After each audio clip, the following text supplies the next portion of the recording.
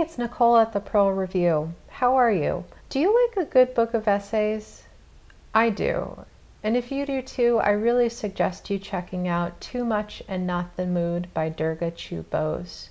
She took the title from the final entry of Virginia Woolf's Writer's Diary, in which she complains of feeling sick of editing her work, having to land solidly on a satisfying conclusion, wrapping everything up nicely, and making a digestible work for an audience, and wishing that she could just write freely. And it's very much in that spirit that Too Much and Not the Mood was written, published, edited.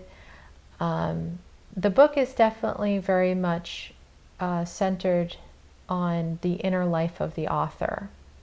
Have you ever been so deep in thought that you felt submerged within yourself?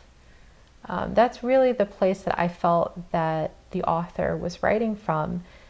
And because of the lack of serious editing, the flow of this book is very present and apparent.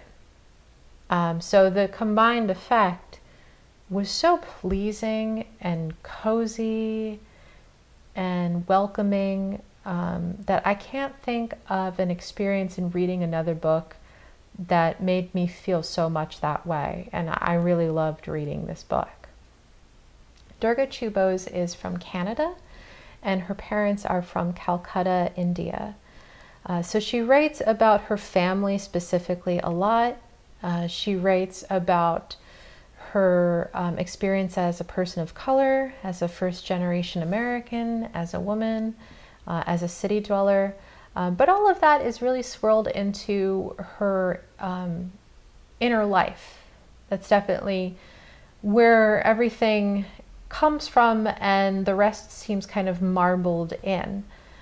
But the thing is that the author is brilliant, and she is so charmed by life, and she references so many things in her book. She's definitely a highly cultured person. I believe that she writes for magazines as well.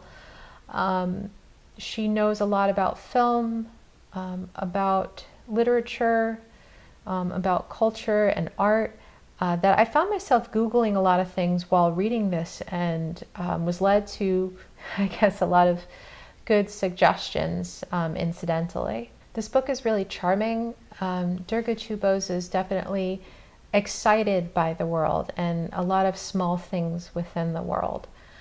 She mentions this type of book, I think it's a Wimmel book or a Wimmel book.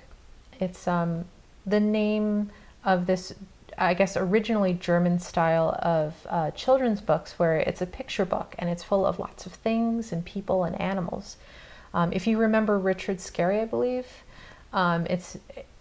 that's definitely in the style of this type of children's book, where each page is teeming with things.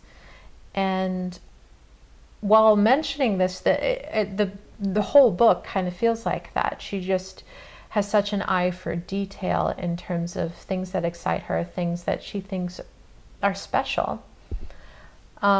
But really, given the ambient, dreamy nature of this book, I felt like it would do a disservice in trying to review this without actually including two short selections from the book to give you an idea as to, whether you'd like it and whether you want to read it.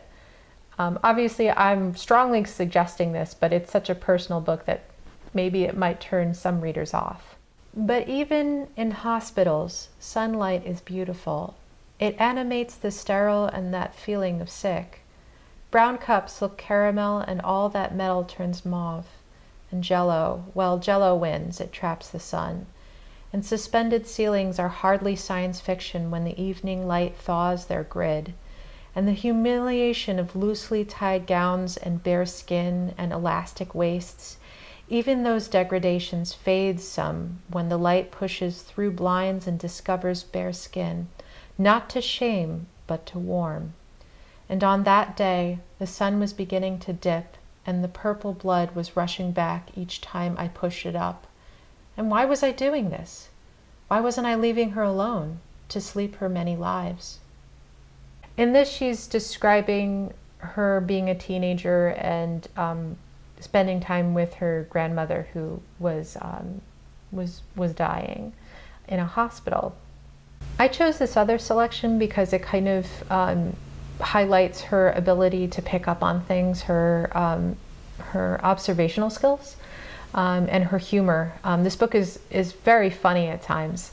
A week later, I sat perched on that same boy's top bunk, reading a magazine with my best friend and needing to pee but too afraid to climb down, too scared to be seen climbing down a ladder. That certain scrutiny that races through you when you are bum first and focused elsewhere. Climbing into a public pool, down a bunk bed, up that rickety ladder to catch a rooftop sunset. When you fabricate, maybe, the burn of attention despite proof. When suddenly, having an ass, no matter how flat or small, makes you feel immobilized. So this book is short, insightful, and in my opinion, deeply pleasing. I definitely suggest for you to check it out if you do enjoy essays. If you have read this book, or if you have anything to comment below, please feel free. And thank you so much for listening. Bye.